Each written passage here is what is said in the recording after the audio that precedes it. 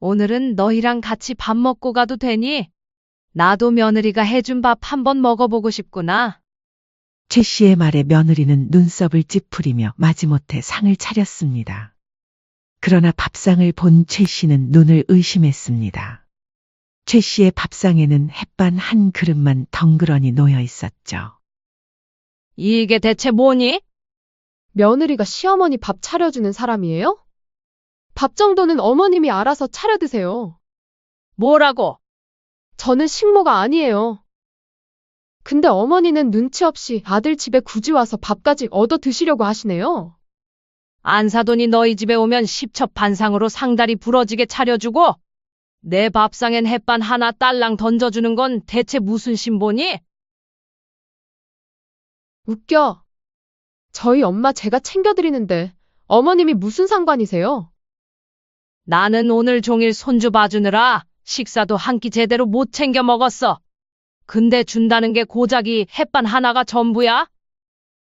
친정어머니만 귀한 손님이고 시어머니는 무슨 생판남이냐? 안녕하세요. 이 사연의 주인공은 72세 최순영 씨입니다. 경기도 외곽 오래된 주택가 골목길. 이곳에 4층짜리 작은 빌라에서 혼자 살고 있던 최 씨는 올해 72이십니다. 평생을 아들 하나만 바라보며 손에 굳은 살이 박히도록 일해온 사람이죠. 젊은 시절 남편과의 불화로 이혼을 결심했을 땐 아들이 겨우 초등학교 1학년이었습니다. 주변에서는 애 아빠한테 보내라 혼자 어찌 키우려고 그러냐 말렸지만 최 씨는 단호했습니다. 내 자식은 내가 키워요. 내가 이 한 몸 불사르면 애 하나도 못 먹여 살리겠어요? 그렇게 시작한 일이 옷 공장의 미싱사였습니다. 이름도 없고 간판도 없는 허름한 봉제 공장에서 한겨울에도 난방이 제대로 되지 않아 손가락이 곱고 여름엔 땀이 미싱바늘에 떨어져 천이 젖을 정도였죠. 최 씨가 일하던 공장은 대부분 여자들만 있는 곳이었습니다. 그만큼 사소한 텃세와 눈치가 심했죠. 거긴 이 언니가 하던 자리인데 네가 왜 앉았어? 조용히 좀 해. 소리 너무 시끄럽잖아. 으휴, 어디서 이런 미련곰탱이 같은 게 들어왔난 몰라. 처음엔 무시도 당하고 괜히 일을 더 떠맡기도 했습니다. 하지만 최 씨는 입 꾹 다물고 바늘을 밟았습니다. 아무리 힘들어도 그만두면 안 돼. 지금 내 등에 애 하나가 달려 있어. 힘들고 억울해도 참고 버텨야 해. 심지어 새벽엔 빌딩 청소까지 하며 일평생 쉬지 않고 살아왔습니다. 그 모든 고된 세월을 버틴 이유는 단 하나. 아들, 준구 때문이었습니다. 아들이 어느덧 대학을 졸업하고 대기업에 합격했대. 면접 끝나고 땀범벅이 된 얼굴로 집에 찾아와 엄마 붙었어라며 말하던 그날 최 씨는 아무 말도 못하고 눈물부터 터졌죠. 우리 준구, 이제 고생 끝났구나. 내가 그 고생길을 밟은 보람이 있어. 그리고 또 하나의 기쁜 소식이 찾아왔습니다. 그건 바로 아들이 결혼을 한다는 것이었습니다. 엄마, 저 결혼하고 싶은 사람이 생겼어요. 정말 좋은 사람이야. 다음 주에 인사드리러 가도 될까요? 그래, 어서 데리고 와봐. 어떤 사람인지 궁금하네. 최 씨는 며느리를 만나기 전부터 걱정이 많았습니다. 혹시 편부모라고 나와 아들을 무시하지는 않을까 하는 생각들 말이죠. 하지만 처음 며느리 주위를 본 순간 최 씨의 모든 걱정은 한순간에 날아갔습니다. 며느리는 깔끔한 옷차림에 조곤조곤한 말투 그리고 따뜻한 눈빛을 가진 사람이었습니다. 어머님, 저는 어머님을 친엄마처럼 모시고 싶어요. 부담스러워 마시고 편하게 대해주세요. 그 말에 최 씨는 괜히 눈가가 뜨거워졌습니다. 평생 딸을 가져본 적 없는 자신에게 누군가가 그렇게 다가와 준 건 처음이었거든요. 결혼 후 며느리는 정말 친딸처럼 행동했습니다. 주말이면 시댁을 찾아와 함께 장을 보고 음식을 만들며 꼭 이렇게 말하곤 했죠. 어머님은 좀 앉아 계세요. 오늘은 제가 식사 차릴게요. 어느 날 며느리가 불쑥 말했습니다. 어머님, 저랑 같이 쇼핑 한번 가요. 어머님 옷도 하나 골라드리고 싶어요. 응? 내 옷은 됐어. 옷은 많은데 뭐하러? 최 씨가 손을 내저었지만 며느리는 싱긋 웃으며 팔짱을 끼고 말했습니다. 평생 아들만 키우셨잖아요. 딸이랑 쇼핑하듯이 저랑 한번 가보는 거 어때요? 그 말에 최 씨는 처음으로 속 깊이 울컥했습니다. 그러고 보니 자신은 늘 아들 옷만 사줬지. 누군가와 팔짱 끼고 이런 곳에 온 건 처음이었죠. 젊을 때 내 키우느라 정신없었고. 그래도 이 나이에 이런 데도 와보네. 최 씨는 마치 자신에게 딸이 생긴 것 같은 느낌을 받았습니다.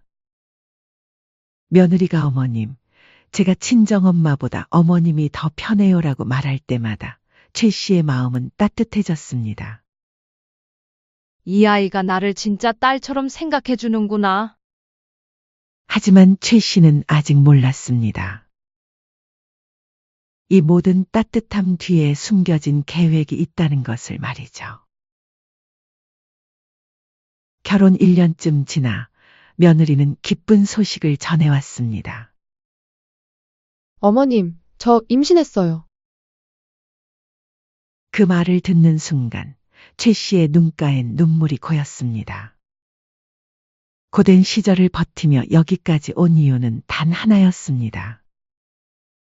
아들이 가정을 이루고 손주를 품에 안는 모습을 보는 것이었죠. 그래, 주희야, 고생 많았겠다. 우리 집에 드디어 경사가 났구나. 하지만 행복도 잠시였습니다. 손주가 100일도 지나기 전에 부부는 다시 맞벌이를 시작했습니다. 며느리는 조심스럽게 물었습니다. 어머님, 괜찮으시면 낮 시간 동안이라도 도와 좀 봐주실 수 있을까요? 자연스럽게 최 씨는 손주를 전담 육아하게 됐습니다. 하루 이틀이 아니라 거의 매일같이 손주를 최 씨가 돌보는 게 당연시 되었습니다. 최 씨의 하루는 손주 돌봄으로 시작해 손주 돌봄으로 끝났습니다. 집안은 늘 어질러져 있었고 무릎은 점점 시큰거렸습니다. 새벽부터 밤늦게까지 쉴 틈 없이 손주를 안고 재우고 먹이다 보니 하루가 순식간에 지나갔고 온몸이 욱신거렸습니다. 그런 중에도 며느리는 툭하면 최 씨 앞에서 한숨을 쉬며 푸념을 늘어놓았습니다.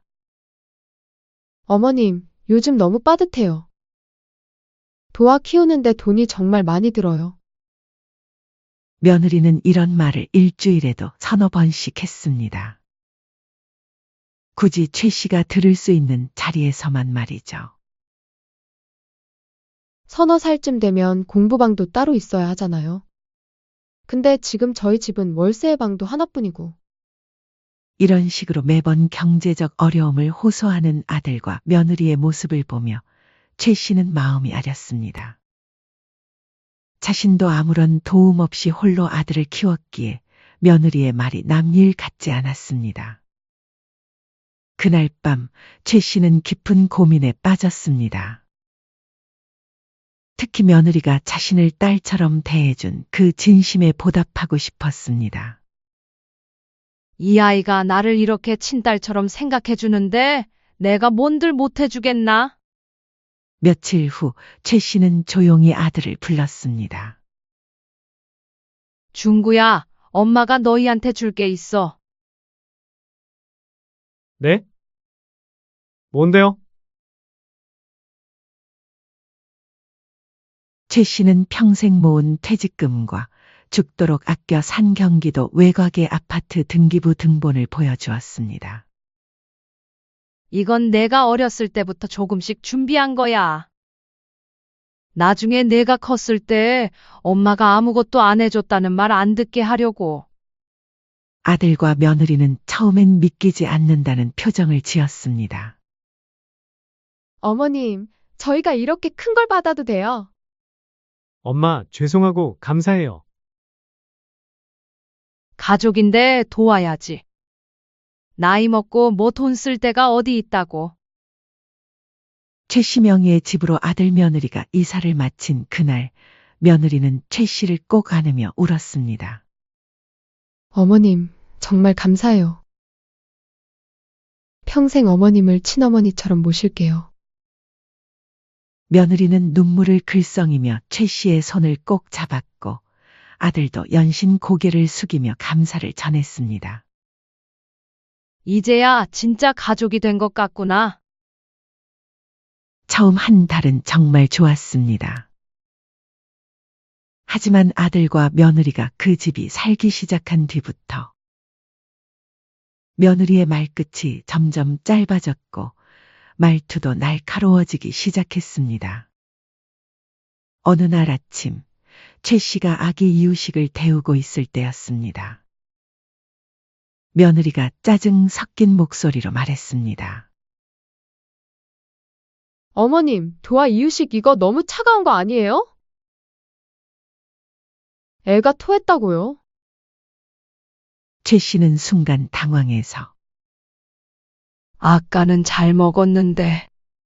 하고 말했지만 며느리는 눈을 굴리며 혀를 찼습니다. A씨, 정말 이렇게 대충 하시면 어떡해요? 그러고는 문을 쾅 닫아버렸습니다.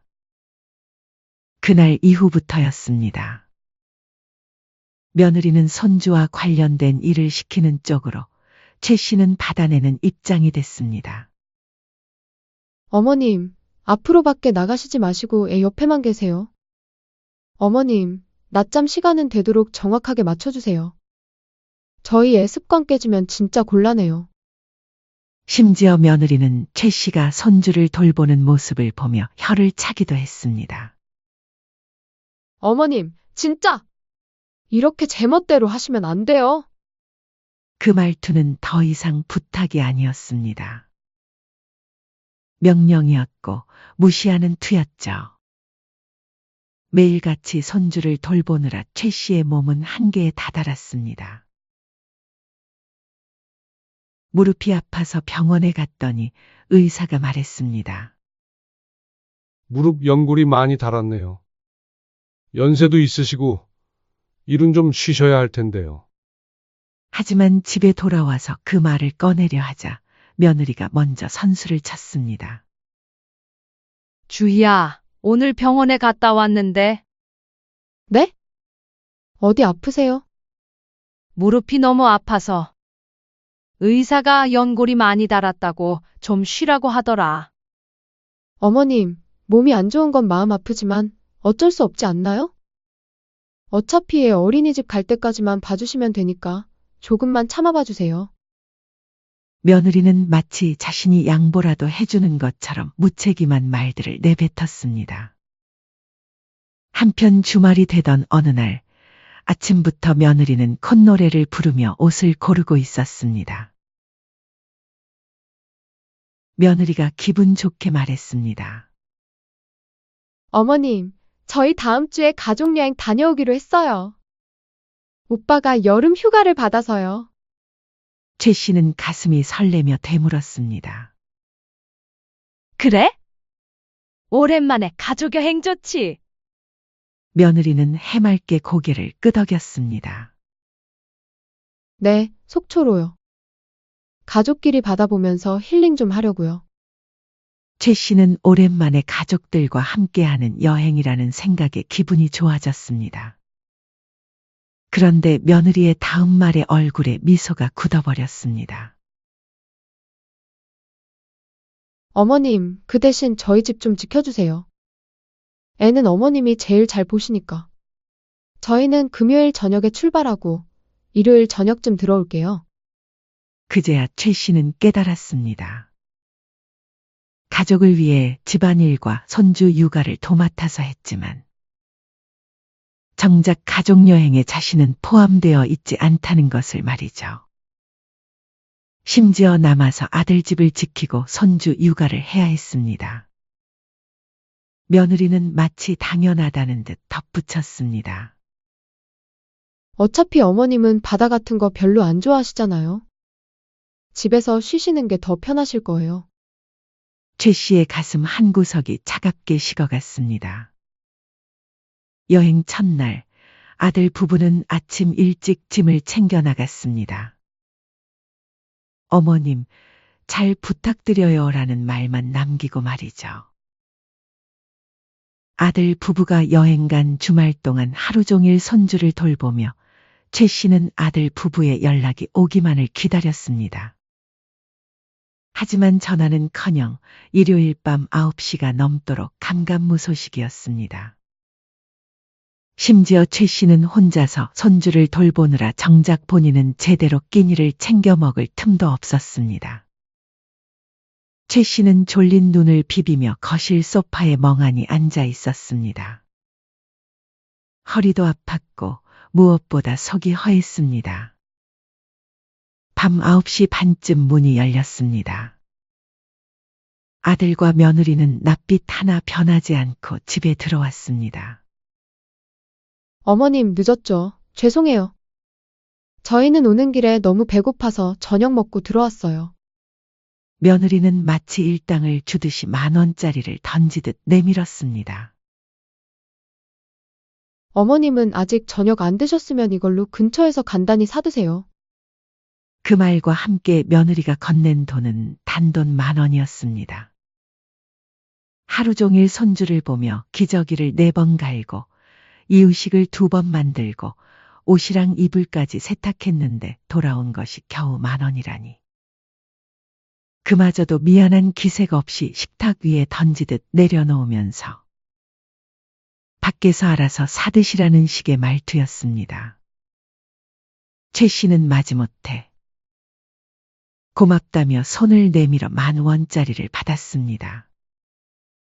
그날 밤 근처 가게가 다 문을 닫아서 최 씨는 혼자 부엌에 앉아 찬밥에 물을 말아 겨우 배를 채웠습니다. 최 씨는 한숨을 쉬며 혼잣말을 내뱉었습니다. 나는 이 집에서 대체 어떤 사람이지? 그냥 편할 때 부려먹고 공짜로 애 봐주는 사람인가? 하지만 최 씨는 아직 몰랐습니다. 이건 시작에 불과하다는 것을 말입니다. 그날 오후 최 씨는 며느리의 부탁으로 손주를 돌봐주러 아들 집에 갔습니다. 아들 집에 도착하니 부엌에서는 갈비찜, 잡채, 홍합탕, 조기구이, 고사리나물, 전, 전복, 샐러드까지. 진수성찬이라는 말이 아까울 정도의 음식들이 준비되어 있었습니다. 와, 정말 진수성찬이구나. 무슨 일로 이렇게 많이 준비했니? 최 씨가 은근히 기대하며 물었지만 며느리는 대충 넘어갔습니다. 아, 귀한 손님이 오기로 해서요. 곧 초인종이 울렸고 며느리가 반갑게 문을 열었습니다. 엄마, 오셨어요? 얼른 이리 앉으세요. 딸, 잘 지냈어? 문이 열리면서 들어온 사람은 바로 안사돈이었죠. 최 씨는 그제야 상황을 파악했습니다. 며느리는 완전히 다른 사람이 되어 친정어머니를 극진히 모셨습니다. 그런데 문제는 며느리는 말없이 자신과 친정어머니의 밥과 반찬을 가지런히 놓았습니다. 최 씨는 순간 멈칫했습니다. 가까스로 입을 떼어 조용히 물었습니다. 내 자리는 어디니? 며느리는 마치 당연하다는 듯 대답했습니다. 어머님, 이 시간까지 아직 식사 안 하셨어요? 당연히 드시고 오실 줄 알았는데 자리가 없으니까 어머님은 좀 이따가 드세요. 저희 식사 좀 할게요. 진수성찬을 차려놓고 최 씨에겐 식사 자리에 끼지도 못하게 했습니다. 그러고는 최 씨를 힐끗 바라보더니 덧붙였습니다. 아, 도화 곱게잖아요. 어머님, 좀 부탁드려요. 며느리는 마치 당연한 일이라는 듯 말했습니다. 최 씨를 무시하고 있다는 것이 너무나 명확했습니다. 친정어머니와는 정성스럽게 차린 진수성찬을 나누고 시어머니에게는 손주만 맡기겠다는 것이었죠. 그 순간 최 씨는 깨달았습니다. 자신이 이 집에서 어떤 존재인지를 말입니다. 여기 이 식탁에서도 집에서도 내가 설 자리가 없구나. 최 씨는 그 자리에서 물러나 거실로 향했습니다. 친정어머니와 며느리가 즐겁게 웃으며 식사하는 소리가 들려왔지만 그녀는 손주만 바라보며 시간을 보냈습니다. 며칠이 지난 어느 날, 최 씨는 용기를 내어 아들 집을 찾아갔습니다. 밥이라도 같이 먹고 싶어서였죠. 손주를 재우고 잠시 부엌에 나왔을 때 조심스럽게 며느리에게 말을 건넸습니다. 주희야, 네? 지난번에 안사돈이 너희 집에 오셨을 때 말이야. 나도 밥 안 먹고 왔는데 내 자리는 아예 없었잖니. 솔직히 너무 서운했어. 최 씨의 목소리는 낮고 조심스러웠습니다. 하지만 며느리는 시큰둥한 표정으로 대답했습니다. 그럼 자리가 없는데 어떻게 해요? 당연히 누군가는 못 먹는 거죠. 나도 오늘은 너희랑 같이 밥 먹고 가도 되니? 나도 며느리가 해준 밥 한번 먹어보고 싶구나. 최 씨의 말에 며느리는 눈썹을 찌푸리며 마지못해 상을 차렸습니다. 그러나 밥상을 본 최 씨는 눈을 의심했습니다. 최 씨의 밥상에는 햇반 한 그릇만 덩그러니 놓여 있었던 것이었죠. 이게 대체 뭐니? 최 씨의 목소리에 당황이 묻어났습니다. 며느리는 어깨를 으쓱하며 대답했습니다. 며느리가 시어머니 밥 차려주는 사람이에요? 밥 정도는 어머님이 알아서 차려 드세요. 뭐라고? 최 씨는 자신의 귀를 의심했습니다. 저는 식모가 아니에요. 근데 어머니는 아들 집에 굳이 와서 밥까지 얻어 드시려고 하시네요. 최 씨는 분노가 치밀어 올랐지만 목소리를 가다듬었습니다. 예? 안사돈이 너희 집에 오면 십첩반상으로 상다리 부러지게 차려주고 내 밥상엔 햇반 하나 던져주는 건 대체 무슨 신보니? 웃겨. 저희 엄마 제가 챙겨드리는데 어머님이 무슨 상관이세요? 며느리의 말에 최 씨의 가슴이 답답해졌습니다. 나는 오늘 종일 손주 봐주느라 식사도 한 끼 제대로 못 챙겨 먹었어. 근데 준다는 게 고작이 햇반 하나가 전부야? 친정어머니만 귀한 손님이고 시어머니는 무슨 생판남이냐? 최 씨의 목소리가 떨렸습니다. 자신을 딸처럼 생각한다며 평생 모은 아파트까지 받아간 며느리가 이제 와서 햇반 하나로 자신을 내치다니. 이보다 더한 배신감이 있을까 싶었습니다.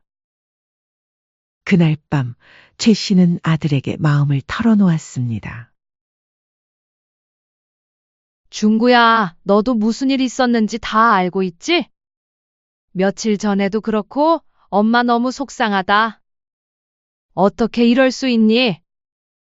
그런데 아들은 그녀의 말을 자르듯 이렇게 말했습니다. 엄마, 내가 말 안 하려고 했는데 무슨 며느리한테 밥을 차려달라고 해 시집살이 시키는 것도 아니고 뭐라고? 지난번에 말도 없이 장모님 초대한 식사 자리에 앉으려고 했다고? 엄마가 분위기 흐렸다고 하던데 조심 좀 해줘요. 며느리한테 선은 좀 지켜야죠. 그 순간 최 씨의 모든 감정이 무너져 내렸습니다. 그래, 너도 결국 며느리 편이구나.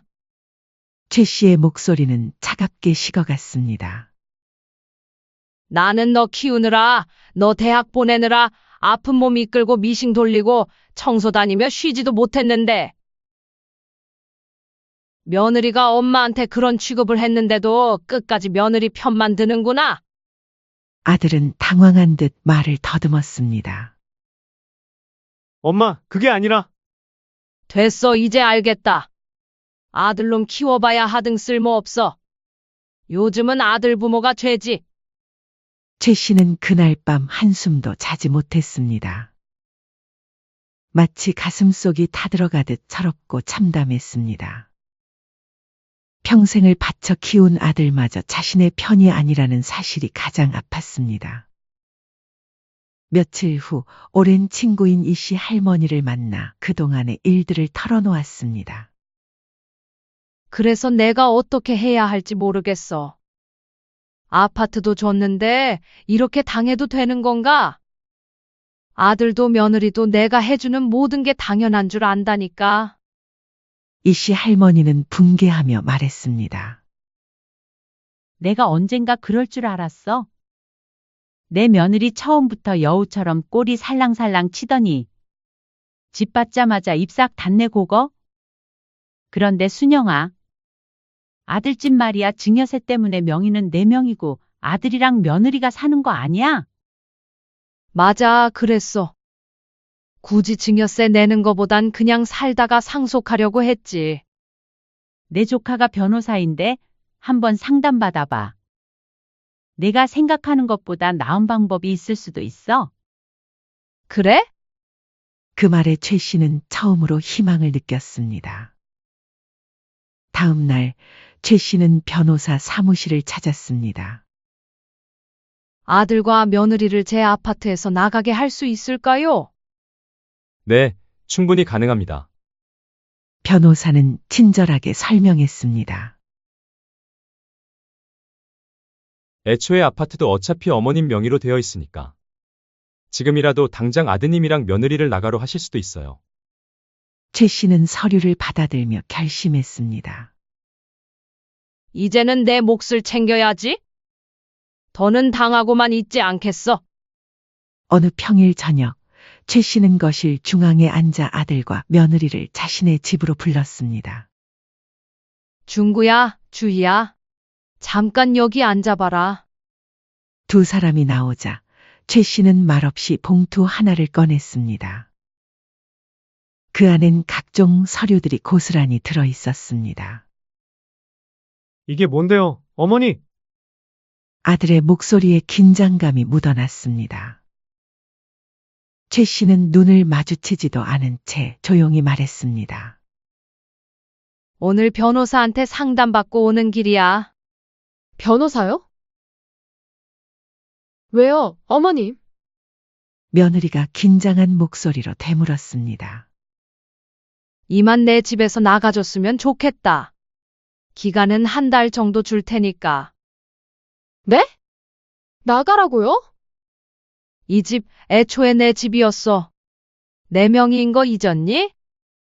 증여세 때문에 명예 이전도 안 했잖아. 그러니까 너희는 지금까지 그냥 내 집에 얹혀 살았던 거지. 잠시 정적이 흘렀습니다. 아들은 얼굴이 굳었고 며느리는 입을 다문 채 울먹이기 시작했습니다. 어머님, 저번 일로 화나셨다면 제가 다 죄송해요. 다시는 안 그럴게요. 이미 늦었어. 그러고는 다른 서류 한 장을 꺼내 테이블 위에 올려놓았습니다.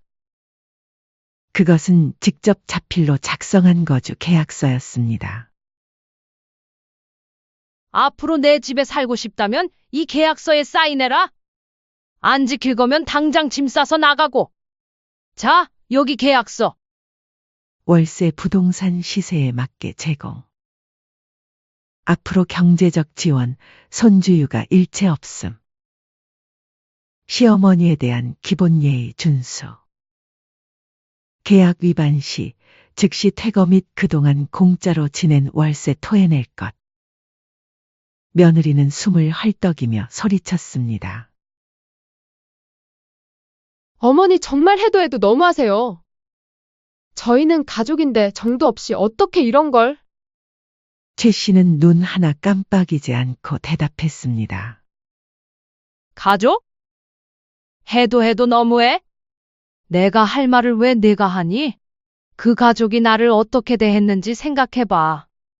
지난번에 안사돈 왔을 때는 10첩 반상을 상다리 부러지게 차려주더니 나한텐 햇반 하나 던져줬지.